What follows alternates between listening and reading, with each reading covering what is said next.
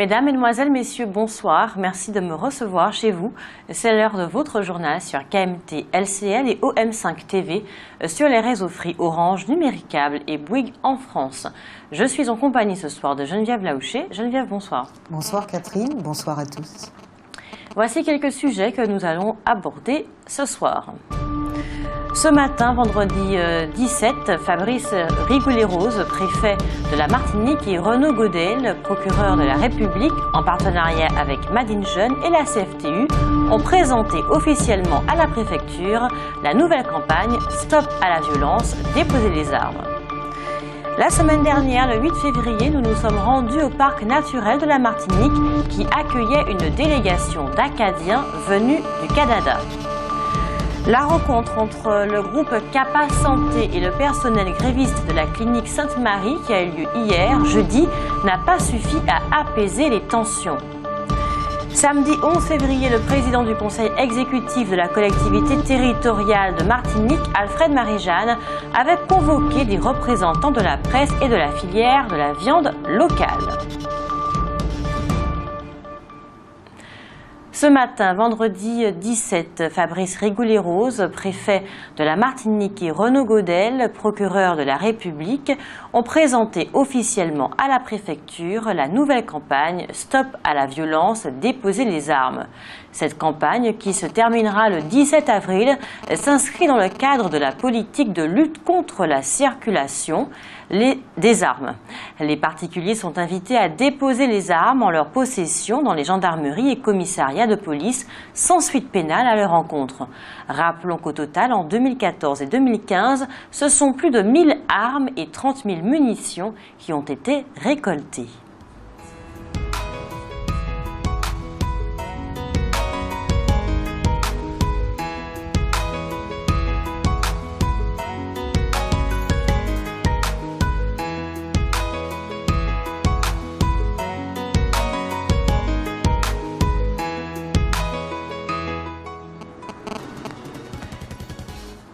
Le Conseil local de sécurité et de prévention de la délinquance vient de publier les derniers chiffres concernant la ville de Fort-de-France.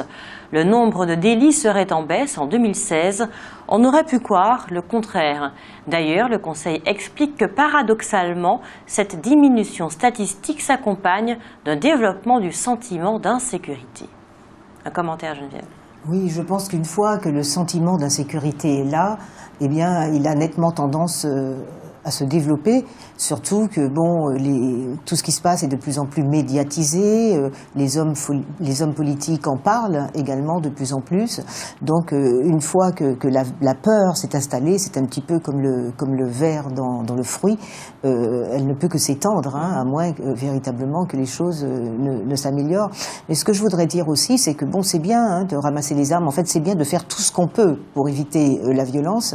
Mais en réalité, la violence commence au sein de la famille, elle commence sur la route. On a vraiment l'impression, il n'y a pas que la violence qui tue ou la violence qui blesse physiquement. Il y a aussi le fait qu'on se parle violemment, qu'on se répond violemment. Je suis surprise de la facilité avec laquelle une personne, même les jeunes, se traitent d'imbéciles entre eux. Tu te trompes, tu dis quelque chose qui ne va pas, on n'est pas obligé de te répondre, imbécile, etc. Il y a une vraie violence et ces jeunes ne font que reproduire ce qui se passe à la maison, c'est-à-dire à la moindre petite erreur, on les traite, comme on dit en créole, yoka traité yo.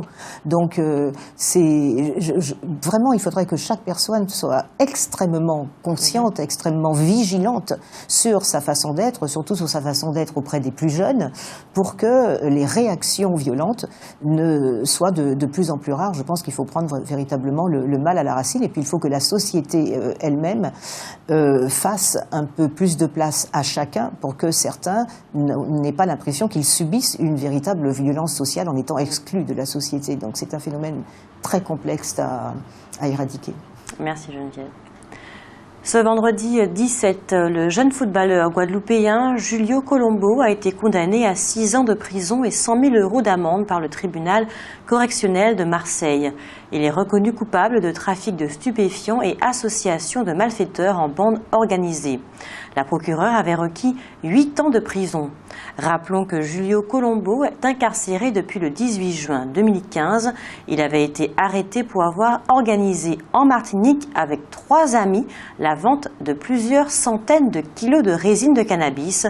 Ses complices, eux, ont été condamnés à 4 et 5 ans de prison. Un commentaire, Geneviève. Oui, c'est que les 3 amis en question étaient martiniquais. Les Martiniquais. Et les autres, et puis il y a d'autres personnes d'ailleurs, c'est carrément un trafic international. C'est fou ce que l'argent et le désir d'argent peut faire, quoi. La semaine dernière, le 8 février, nous nous sommes rendus au parc naturel de la Martinique qui accueillait une délégation d'Acadiens venus du Canada pour participer à une journée mémorielle. L'Acadie est une région culturelle francophone du nord-est du Canada qui, jusqu'à ce que l'Angleterre n'en fasse la conquête au XVIIIe siècle, appartenait à la France. Mais alors, quel rapport ces Canadiens du grand froid peuvent-ils bien avoir avec notre île tropicale ? Eh bien, sachez qu'il s'agit là d'une partie de notre histoire jusqu'ici relativement méconnue. Suite à l'invasion anglaise de l'Acadie, des dizaines de familles de colons se sont embarquées vers la France et ses colonies, notamment la Martinique. Au Morne-Rouge, un camp de réfugiés qui sera surnommé Petite Cadie verra même le jour pour accueillir cette vague de migrants. Certains d'entre eux quitteront plus tard notre île pour retourner au Canada ou rejoindre d'autres horizons, et une partie choisiront de rester parmi nous et se mêleront à notre population. Alors sachez-le, vous n'avez peut-être pas l'accent québécois, mais vous pourriez bien avoir quelques Acadiens dans votre généalogie. Décidément, la diversité de nos origines semble illimitée. Rappelons que cette découverte, nous la devons notamment à l'historien martiniquais Vincent Hugues Belrose et à André Carl Vachon, qui, ensemble, ont écrit le livre « Une petite Cadie à la Martinique », qui met en lumière cette spécificité locale. Notons pour finir que cela fait maintenant déjà 3 ans que le parc naturel de la Martinique travaille à développer un rapprochement avec le Canada francophone sur cette base pour mettre en œuvre une sorte de tourisme historique et mémoriel à leur intention. Vous dégagez, Geneviève ? Oui, je pense que le tourisme historique pourrait effectivement être développé en Martinique. Historique, géographique. Bon, il y a Saint-Pierre qui a quand même été la perle des Antilles, et puis ce volcan qui l'a anéanti. Je pense qu'on pourrait mettre en scène beaucoup de choses qui feraient la différence entre nous et les autres îles de la Caraïbe, parce qu'en fait, il s'agit de ça, d'arriver à faire la différence. Et je pense que du point de vue historique, eh bien, nous serions bien placés à ce niveau-là. Merci. Le comité citoyen Sud Martinique organise une caravane contre l'augmentation qu'il estime exagérée des impôts dans le Sud. Demain, samedi 18, cette caravane devrait se réunir à 6h30 près de la gendarmerie de Sainte-Luce et sillonner toutes les communes du Sud. Bien entendu, le comité citoyen Sud Martinique invite toute la population à y participer.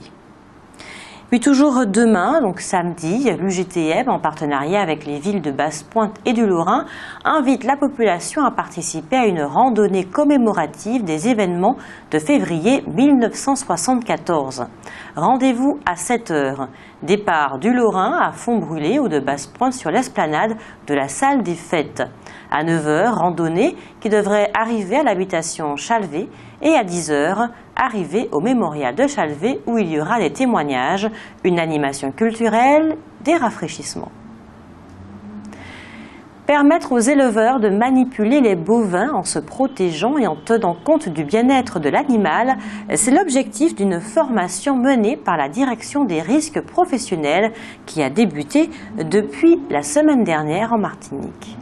Ce sont 8 futurs formateurs du secteur de l'élevage de bovins qui bénéficient de cette formation gratuite. À leur tour, ils formeront les éleveurs et leurs salariés et propageront ainsi les bonnes pratiques. Comment approcher, déplacer et manipuler les bœufs en sécurité? C'est l'objet de cet apprentissage de 10 jours, à la fois théorique et pratique. Il se déroule au lecta de Croix-Rivaille à Ducos pour la partie théorique et sur des exploitations pour la partie pratique. La mobilisation des chauffeurs de bus Mosaïque continue. Ces derniers refusent de reprendre le travail tant que les malfaiteurs qui ont agressé l'un d'entre eux ne seront pas arrêtés. Le président de la CFTU a rencontré le procureur de la République cet après-midi. Notons qu'une quarantaine de lignes Mosaïque ne fonctionnent pas depuis mercredi. Hier jeudi, son directeur Jude Christine a expliqué la position d'Odyssey face aux soupçons portant sur certains de ses agents. Il a affirmé qu'une procédure judiciaire et pénale est en cours, mais aussi une procédure disciplinaire qui nécessite la caractérisation d'une faute. Il s'agit de faire la lumière sur les conditions d'attribution de 2 marchés à des entreprises dans lesquelles des employés d'Odyssey sont actionnaires.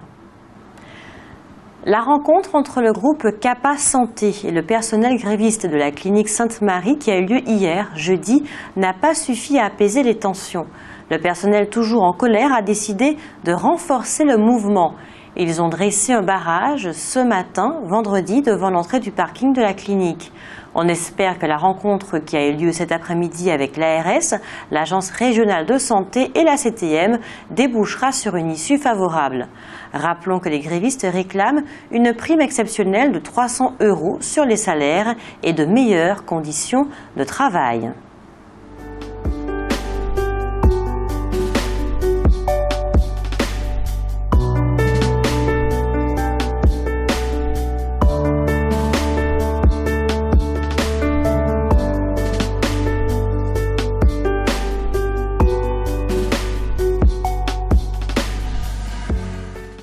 Un mot sur cette grève, Geneviève ? En fait, il est vrai que dans le public, on entend depuis plusieurs années, en fait, un certain nombre de personnes dire qu'elles se méfient un petit peu de la clinique Sainte-Marie. Enfin, il y a pas mal de gens qui évitaient d'aller à la clinique Sainte-Marie. Donc, le personnel a peut-être véritablement des raisons de demander à ce que ça s'améliore. Et pourtant, il serait important pour la population martiniquaise que la clinique Sainte-Marie fonctionne convenablement. Je pense qu'on en a besoin. Merci. Samedi 11 février, le président du conseil exécutif de la collectivité territoriale de Martinique, Alfred Marie-Jeanne, avait convoqué les représentants de la presse et de la filière de la viande locale. Lors de cette rencontre qui s'est déroulée au siège de la CTM, le moins que l'on puisse dire, c'est que l'ambiance était assez tendue. En effet, Alfred Marie-Jeanne a une fois encore renouvelé avec virulence ses accusations contre la Fédération de coopératives d'éleveurs de Madivial, qu'il soupçonne de chercher à cumuler plusieurs fois les mêmes aides financières européennes. Opacité, système mafieux, le chef de l'exécutif n'y est pas allé de main morte avec les acteurs du secteur. Et c'est avec solennité qu'il a déclaré qu'il ne leur verserait plus une seule subvention tant que toute la lumière ne serait pas faite dans cette affaire. Rappelons que le procureur de la République a demandé au président de la CTM de lui transmettre les documents qui sont en sa possession pour engager d'éventuelles poursuites. Notons également que les fonctionnaires chargés de contrôler Madivial affirment n'avoir relevé aucune anomalie dans son fonctionnement. Notons enfin que le président de la CTM a annoncé qu'il ne donnerait pas d'informations à la presse, à l'exception de la radio de son parti.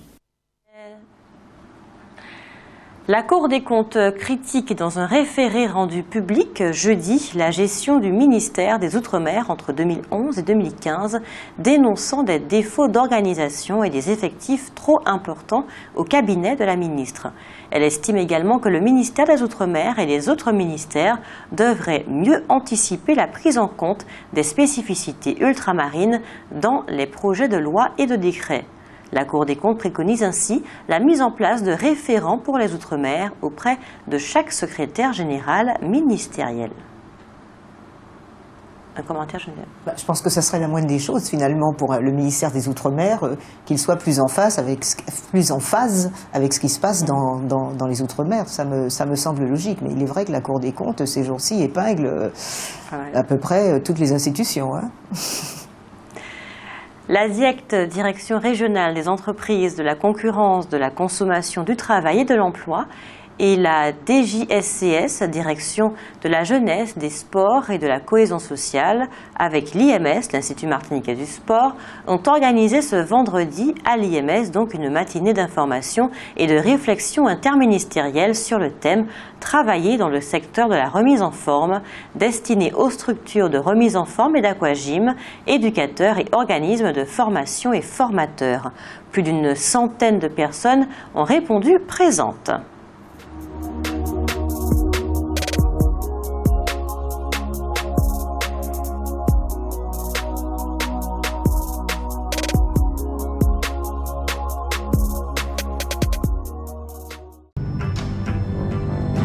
Toute l'actualité des régions d'outre-mer et des ultramarins de l'Hexagone sur outremernews.fr.